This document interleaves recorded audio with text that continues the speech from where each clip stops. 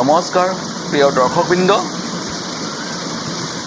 এইখনেই হৈছে আমাৰ মেঘালয় আৰু অসম বৰ্ডাৰত অৰ্থাৎ সীমাত হাতীগাঁৱৰ সুন্দৰ এটি আটকধুনীয়া মনোমোহা ৱাটাৰফলছ। আৰু এই ৱাটাৰফলখন ইমানেই ধুনীয়া আৰু ইমানেই আহিলে ভাল লাগে, আপোনালোকে তাক ভাষাৰে প্ৰকাশ কৰিব নোৱাৰে। ইয়াৰ চাৰিওফালে সুন্দৰ সেউজীয়া পৰিৱেশেৰে ভৰপূৰ, পাহাৰেৰে আৱৰা আছে। আৰু ইয়াৰ আশে পাশে গাঁওখনৰ মানুহৰে খেতি কৰা সুন্দৰ সুন্দৰ ৰবাৰৰ বাগান আছে।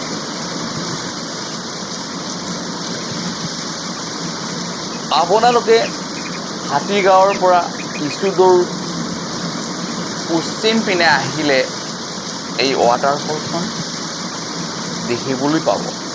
আৰু এই ৱাটাৰফলছখনত আহি আপোনালোকে জিৰাবৰ কাৰণেও ইয়াত সুন্দৰ সুন্দৰ শিলবোৰ আছে।